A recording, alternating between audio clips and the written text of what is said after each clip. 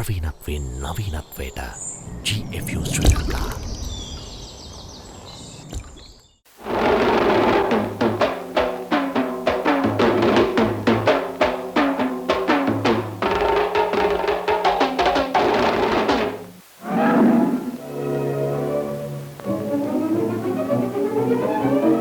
Situated on the banks of the lordly Mahavali, Ceylon's first residential university is fast nearing completion at Peradeniya.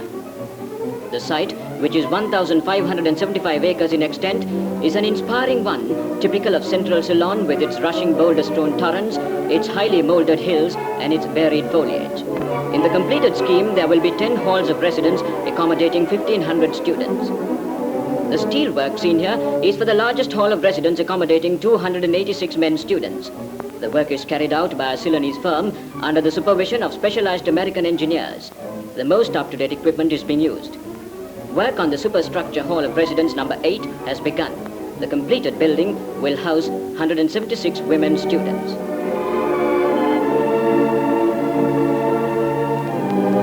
The university scheme has been the means to a very great extent of reviving some of the ancient crafts which, through lack of patronage, were fast dying out. All architectural motifs, taken largely from the third period of Sinhalese design, are faithfully produced by these expert craftsmen departmentally and handed to contractors for introduction to the various buildings. The university architect, Mr. Shirley D. Alvis, under whose supervision the work is carried out, is examining a motif prepared by one of the craftsmen. These are woodworkers at work on the doorway of the Arts Building. These bungalows under construction are for the use of the staff. This is the Vice-Chancellor's bungalow nearing completion. Meandering paths with little pavilions dotted here and there make the university grounds a source of great attraction to visitors who come from all parts of the island to enjoy the quiet beauty of the scene. Nearly 4,000 visit the site every month, including visitors from abroad. Here we see the foundations for a hall of residence being excavated and the brickwork being laid. The entire scheme gives employment to nearly 8,000 workmen, ranging from highly skilled masons to unskilled laborers. These are some of the students of the Faculty of Agriculture now in residence. Shortly, the students of the Law Faculty will join them. With buildings such as these, located in surroundings of great natural beauty, the university at Peradeniya takes its place as one of the chief ornaments of the country.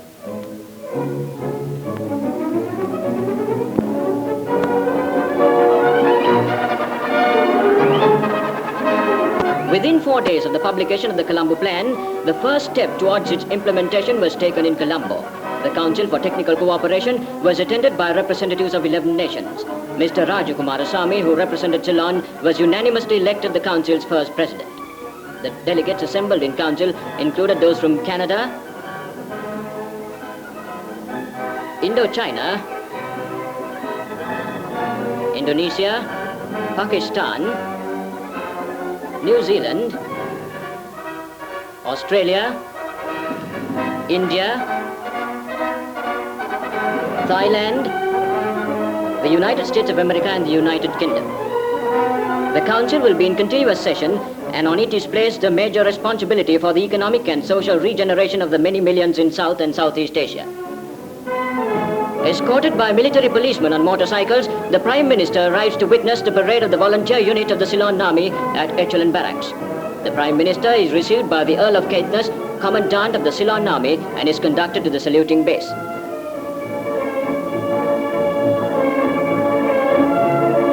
Led by the band, the troops march past the Prime Minister.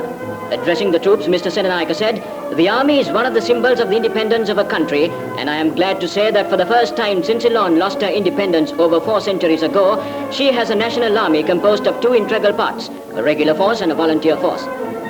I appeal to all those who are able to do so to come forward in their hundreds actively to serve their country by joining the ranks of the volunteer force. We may never see a battle nor have an opportunity to win glory or fame, but the heroes of the nation are also those who prepare themselves actively to serve her should an emergency arise."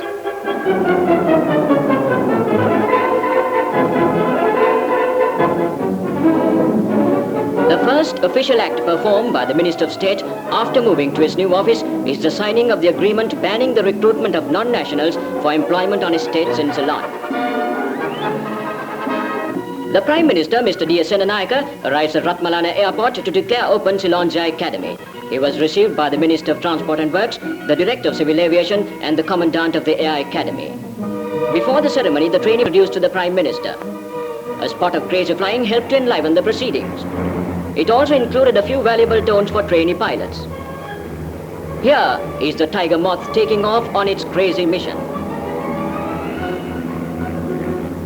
The Moth's performance, which was to have been an entertaining stunt, nearly ended in disaster.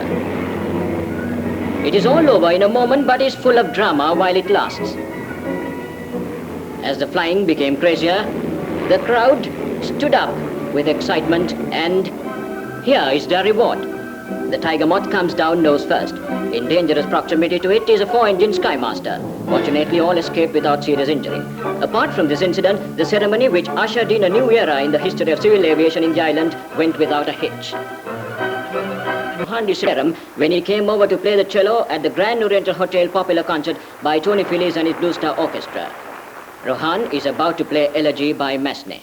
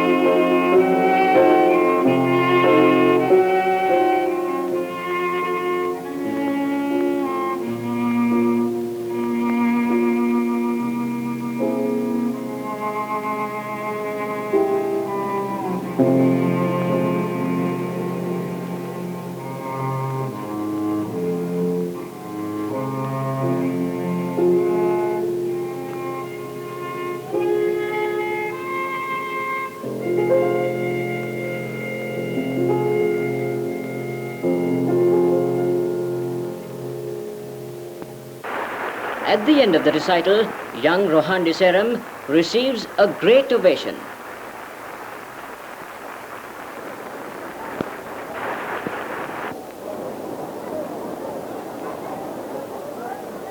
He is introduced to His Excellency the Governor General, who warmly congratulates him on his performance. Knowledgeable critics believe that Rohan Serum is a cellist with exceptional gifts and great things are expected of him. It is believed that he will leave for Europe shortly to complete his studies under a master of world renown.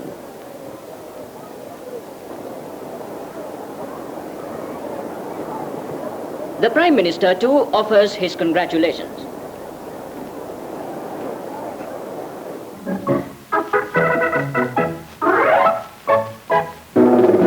Hello, what's this? Well, what is your guess? You think the cold December weather has got him down? Not a bit. It is just an exhibition of musical muscles at the annual National Physique Contest. Apollo of ancient Greece was quite a guy, they say. But look at this. And lastly, here's the pocket Apollo showing you an entirely original and foolproof method of how not to drop a brick.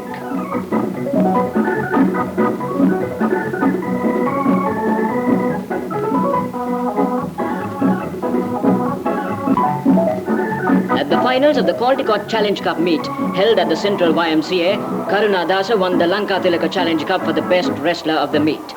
It was his masterly showing in this bout against Van Gramberg which earned for him the coveted trophy.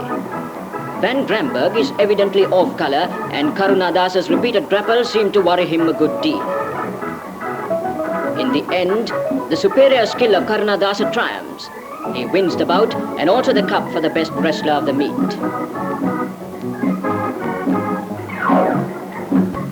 Ceylon Rose is seen distributing the trophies.